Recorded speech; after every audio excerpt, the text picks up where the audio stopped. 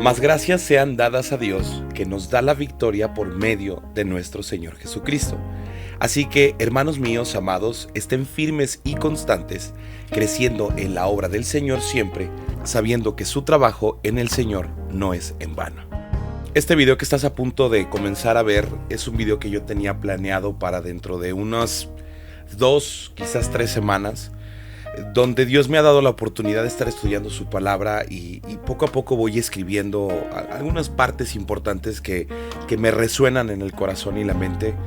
Pero sin embargo, conforme a los acontecimientos que han estado pasando en México principalmente, puesto que aquí vivo, y alrededor del mundo en diferentes países, con persecuciones, con asesinato de cristianos, con circunstancias que nos están sacando de nuestros hábitos normales, de nuestras cotidianeidad, por llamarlo de alguna manera, creo que sí dije bien la palabra, me veo en el gusto y la necesidad de hablar precisamente de este tema. Y lo he nombrado de una manera muy interesante y te lo voy a describir lo mejor que yo pueda con la intención de poder hablar desde lo más profundo de mi corazón.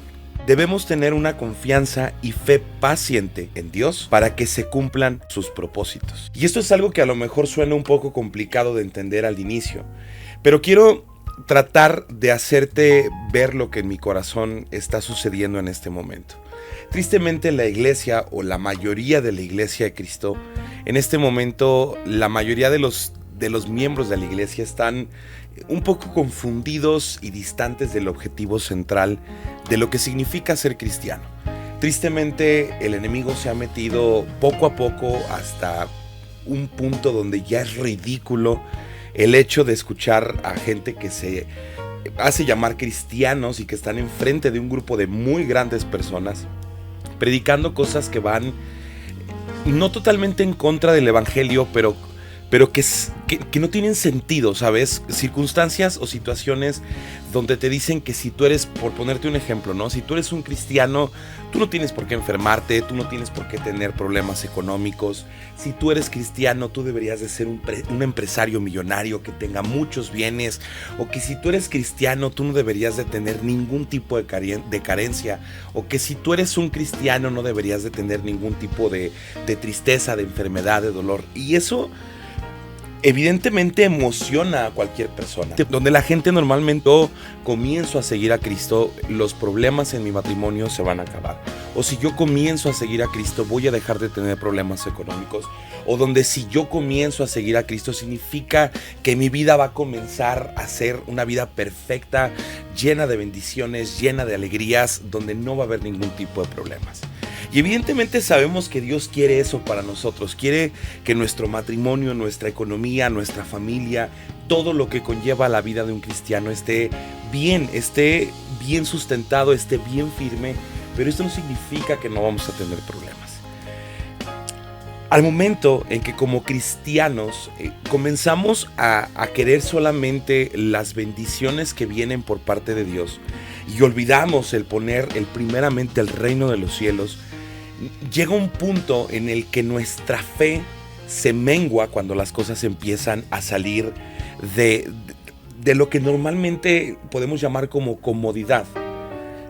El domingo pasó algo terrible aquí en México. No pretendo hablar del tema, hay muchos noticieros que te pueden dar la información, pero ocurrió algo que sacudió sobre todo a la zona Bajío de México, donde me tocó que de un momento a otro la gente empezó a entrar en pánico, empezaron a correr muchas falsas informaciones, cerraron congregaciones, cerraron lugares de trabajo, cerraron tiendas de autoservicio, plazas comerciales por seguridad.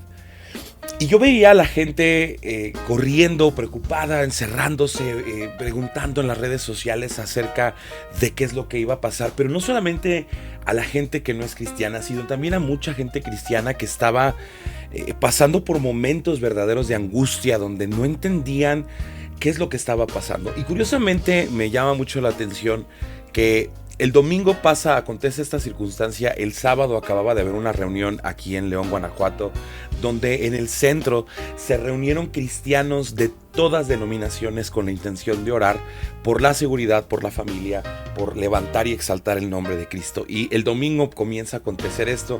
Nos despertamos con noticias que estaban quemando ciertos lugares y todo este asunto.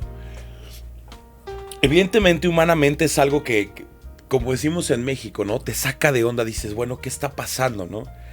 Y tristemente es algo que bien está pasando en estos momentos en la zona Bajío de México, pero también está pasando en diferentes países. En Nigeria está pasando también, en Honduras está pasando en muchas partes del mundo, donde poco a poco podemos darnos cuenta cómo hay una línea muy delgada, donde la vida está a punto de cruzarse a todo lo que la palabra de Dios profetizó hace tantos años. Y te preguntas, bueno, ¿qué me toca hacer a mí como cristiano? Y voy a repetirte una vez más la frase del inicio. Debemos tener una confianza y fe paciente en Dios para que se cumplan sus propósitos.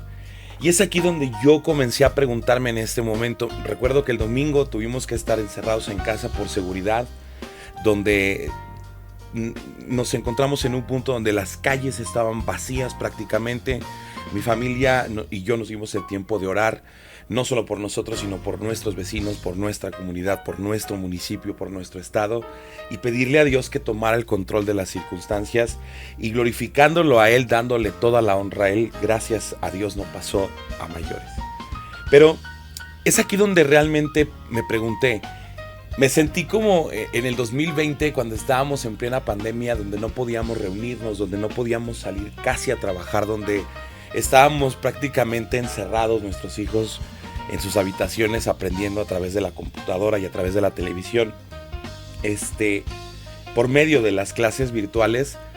Y luego dije, ¿qué pasaría si nos volvieran a encerrar? ¿Qué pasaría si por X o Y circunstancia tuviéramos que estar encerrados una vez más?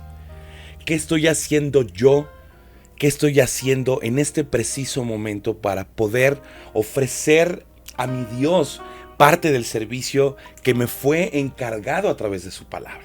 Y comencé a preguntarme si realmente estoy cumpliendo el propósito que Él tiene para mi vida. ¿Qué tanto estoy absorbiendo de Él y qué tanto estoy dejando de mí para comenzar a cumplir el propósito por el cual yo fui creado? Es normal tener miedo, es normal asustarnos un poco y preguntarnos qué es lo que va a pasar con nuestra familia, con nuestras vidas, con cualquier circunstancia. Pero eso no debe de sobrepasar la fe y el entendimiento de creer que yo nací con un propósito y de que todos y cada uno de los días de mi vida debo trabajar y esforzarme por cumplir ese propósito. ¿Cuál es el propósito? Predicar la palabra de Dios. No es solamente mi propósito, y ese es el punto al que yo quiero llegar. La palabra de Dios nos invita a todos y cada una de las personas que hemos recibido el Evangelio a predicar el Evangelio, a llevar las buenas nuevas de salvación en cada una de las oportunidades que tengamos para poder predicar y compartir el nombre de Cristo. Y es precisamente en este punto donde comencé a sentirme un poco frustrado al reconocer cuántos cristianos están embebecidos pensando en que lo único que necesitamos de parte de Dios es economía, dinero, paz, amor, libertad, alegría, gozo, y nos olvidamos del propósito por el cual hemos sido llamados: predicar el nombre de Dios. Tenemos que entender que en el mundo van a empezar a acontecer cada vez más circunstancias de este tipo. La palabra de Dios lo evidenció hace mucho tiempo. Y Dios nos ha permitido tener un libro entero para poder entender qué es lo que sigue, con la intención de que preparemos nuestros corazones en fe y entendamos que si nosotros somos la última generación, tenemos que estar fortalecidos y preparados para entregar, si es necesario, nuestra vida por Cristo.